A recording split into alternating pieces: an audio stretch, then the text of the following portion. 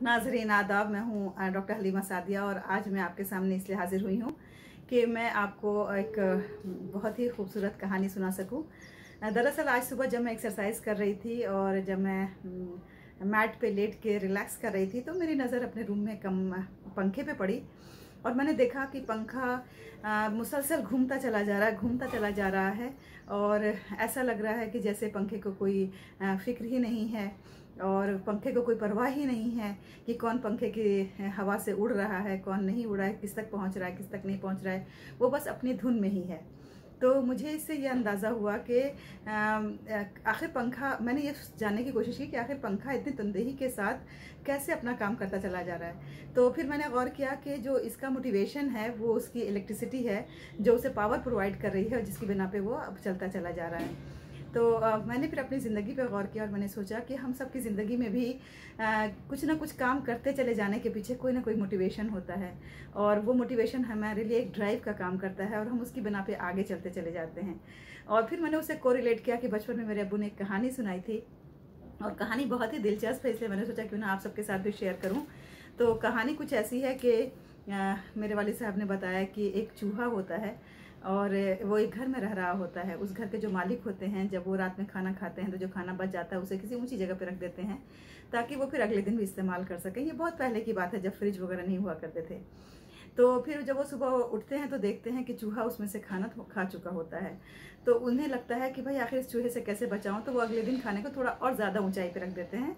उसके बाद फिर वो जब उठते हैं तो देखते हैं कि अरे फिर और ऊंचाई पे रखने के बावजूद भी चूहे ने खा लिया है। फिर वो तीसरे दिन क्या करते हैं कि और ज़्यादा ऊंचाई पे रखते हैं, तो फिर जब सुबह उठ के देखते हैं तो देखते हैं फिर भी चूहे ने खा लिया है। तो अब वो बड़े शशोपंज में होते हैं और सोचते हैं कि आखिर मैं क्या करूं इसका, मैं ऊंचाई को बढ़ाता जा रहा हूं और चूहा जो है वो अपनी कोशिशें और बढ़ा रहा है और वहां तक पहुंच जाता है। तो फिर उसकी समझ में कुछ नहीं आया तो उसने कहा कि आखिर चूहे के अंदर इतनी हिम्मत आती कहाँ से है।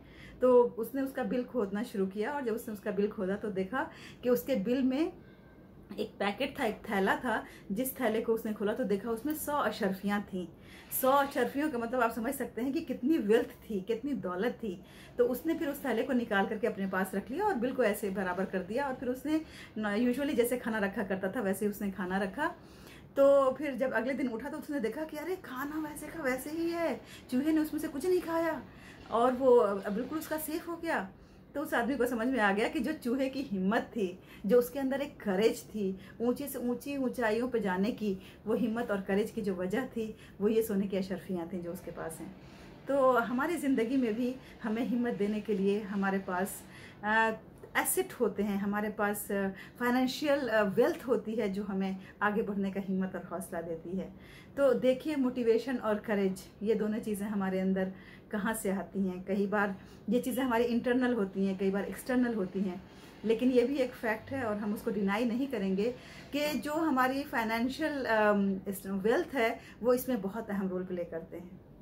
जैसे कि आपने चूहे के केस में देखा कि जो उसके पास फाइनेंशियल एसेट था, जो वेल्थ थी, वो उसकी हिम्मत को और बढ़ा रहा था और वो और ऊंचाई से ऊंचाई पे जा रहा था।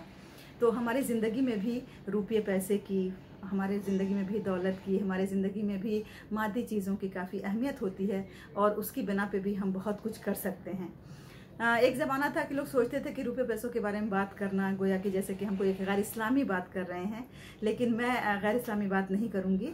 मैं इस्लाम के दायरे में रहते हुए ही ये बताऊँगी कि देखिए, इस चीज़ की भी बहुत अहमियत है ज़िंदगी में और इसे हासिल करने के लिए कोशिश करना भी हमारा फ़र्ज़ है। और इस कोशिश करने के लिए हम जितनी भी जद्दोजहद कर सकते हैं वो सब करें, क्योंकि अगर हम मजबूत होंगे फाइनेंशियली तभी हम दूसरों की मदद भी कर सकते हैं। हमारे सामने देखिए एग्जाम्पल है हज़रत उस्मान रज़ियल्लाहु अन्हु की, कि जब लोग मुसलमानों को पानी की किल्लत हुई थी और उनको कुएं पे जाने से रोक दिया था तो उन्होंने उस पूरे कुएं को ख़रीद लिया और उन्होंने वक्फ़ कर दिया लोगों के लिए कि तुम इस कुएं से जितना चाहो उतना पानी पियो।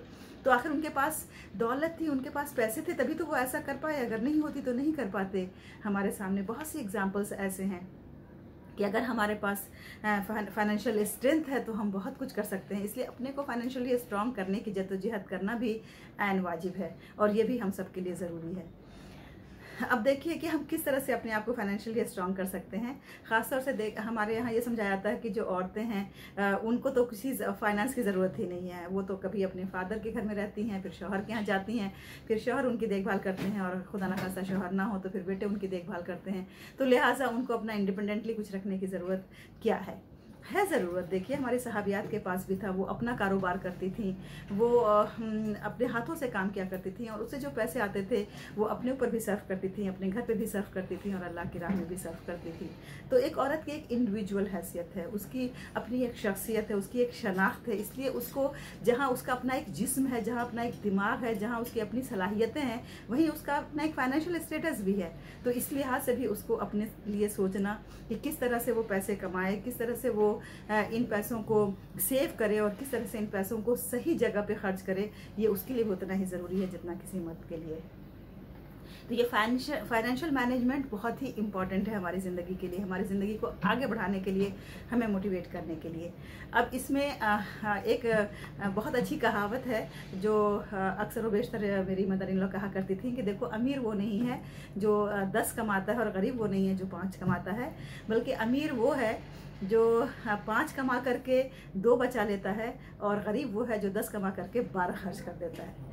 तो कहने का मतलब ये था कि जो भी हम कमाते हैं उसमें हमें एक परसेंटेज फिक्स करके उसको सेविंग के लिए रखना है, और उस परसेंटेज को फिक्स करके अगर हम सेविंग करते हैं तो उस सेविंग से हम बहुत कुछ कर सकते हैं, अपने लिए भी और दूसरों के लिए भी कर सकते हैं। तो आमतौर पे कहा जाता है कि 20% सेविंग अगर हम करें तो ये बहुत ही मुनासिब है, और अपने अखराजात को हम उसी तरह से इस तरह से डिस्ट्रीब्यूट कर दें कि ताकि वो 20% हमारी सेविंग हमारे पास रह सके। इसके अलावा हम अगर गौर करें अपनी ज़िंदगी पे, तो हम बहुत सारी जगहों पे बहुत बेजा भी खर्च कर देते हैं, जिसकी की ज़रूरत नहीं होती है, जो हमारे पास एक लायबिलिटी बन जाती है, वो हमारा एसेट नहीं होता है। तो जब भी कुछ खर्च करें तो हम पहले ये देखें कि ये खर्च हमारा जायज़ है कि नहीं है, ये हमारी एक लायबिलिटी तो नहीं बन जाएगी, और या फिर उसके बाद ही तब कोई चीज़ खर्च करें। ऐसे बिल्कुल बेधड़ल्ले ना खर्च कर दें, और खर्च करने में भी हमें मुख्तलिफ कंपैरिजन करना है, मुख्तलिफ मार्केट्स का सर्वे करना है, मुख्तलिफ जगहों पे देखना है कि अगर यही चीज़ ज़्यादा अच्छी क्वालिटी के साथ, ज़्यादा मजबूती के साथ अगर हमें कहीं और कम कीमत पर मिल रही हो तो हम वहाँ क्यों ना लें। इस तरह के और बहुत सारे छोटे छोटे टिप्स हैं जो अपनाने से के बाद हम देख सकते हैं कि हम अपने फाइनेंशियल स्टेटस को स्ट्रॉन्ग कर सकते हैं। रही बात अर्न करने की, तो अर्न करने पे भी अगर हम मल्टीपल रिसोर्सेज का इस्तेमाल करें, यानी कि ऐसा नहीं कि अगर हम एक जगह कहीं जॉब कर रहे हैं तो हमारे पास और जो वक्त है उस वक्त में हम 1-2 घंटा सर्व करके फ्रीलांसिंग कर सकते हैं। अपने घर बैठे बैठे इंटरनेट के ज़रिए हम बहुत सारे काम कर सकते हैं, बहुत सारी सर्विसेज दे सकते हैं, हम कोचिंग कर सकते हैं, हम ट्यूशन्स ले सकते हैं, हम बहुत सारे क्रिएटिव राइटिंग का काम कर सकते हैं, कंटेंट राइटिंग का काम कर सकते हैं, और भी दीगर बहुत सारे हैं फाइनेंशियल स्टेटस को बढ़ाने के लिए और बहुत सारे काम कर सकते हैं। तो हमें मल्टीपल सोर्सेज का भी ध्यान रखना है कि हम मल्टीपल सोर्सेज से किस तरह से हम पैसे कमा सकते हैं। इसके अलावा और जो एक बात है वो ये कि जितनी बड़ी कंपनियां हैं, अगर आप देखेंगे तो जब इनकी स्टार्टिंग हुई थी, जब शुरुआत हुई थी, तो बहुत ही हम्बल शुरुआत हुई थी। वहाँ पे भी उन्होंने बहुत ही छोटे से एसेट से, बहुत ही छोटी सी सेविंग से ही उन्होंने शुरुआत की, तो धीरे धीरे करके आगे बढ़ी और आज वो बड़ी कंपनियां बन गई हैं। इसलिए हम अपनी छोटी सेविंग्स को कम ना समझें, हम अपनी छोटी सेविंग्स को बहुत समझें। आमतौर पर घरों में जो एक पिगी बैंक का रिवाज होता है, अगर हम वो भी रखें, उसमें हम अपने बच्चों को आदत डलवाएं कि वो उसमें पैसे जमा करके रखा करें, तो ये भी एक अच्छी आदत है, ताकि वो आइंदा भी सेव कर सकते हैं। आइंदा के लिए भी जब वो उनके पास ज़्यादा पैसे होंगे तब भी वो उसे सेव कर सकते हैं। एक तो फाइनेंशियल बजटिंग बहुत ज़रूरी है, हमें अपने घर के लिए भी बजटिंग करना बहुत ज़रूरी है, और इसके अलावा एक फाइनेंशियल प्लान भी बहुत ज़रूरी है कि पूरे साल भर में हम क्या खर्च करेंगे, महीने में कितना खर्च करेंगे, किचन में कितना खर्च करेंगे, अपने कपड़े पे और अपने एक्सेसरीज़ पे कितना खर्च करेंगे, ट्रैवलिंग पे कितना खर्च करेंगे। तो ये एक प्लानिंग भी बाज़ाब्ता अगर हम कर लें तो बहुत हद तक हमें इससे मदद मिल सकती है। तो देखिए, ये जो फाइनेंशियल मैनेजमेंट है ये बहुत ही एक ज़रूरी एस्पेक्ट है, न सिर्फ ये कि बड़ी कंपनियों के लिए बल्कि एक इंडिविजुअल के लिए भी, क्योंकि हम सब भी कहीं ना कहीं फाइनेंस से जुड़े हुए हैं, हम सब भी कहीं ना कहीं एक्सपेंसेस करते हैं, हमारे भी इनकम और एक्सपेंडिचर होते हैं। तो इसको सीखना, इसको जानना बहुत ज़रूरी है। फाइनेंशियल इंडिपेंडेंस होना बहुत ज़रूरी है, उसके लिए हमें धीरे धीरे करके कोशिशें कर करके उस लेवल तक अपने को पहुंचाने की ज़रूरत है। अब ये तमाम चीज़ें मैं आपको भी इस वक्त इस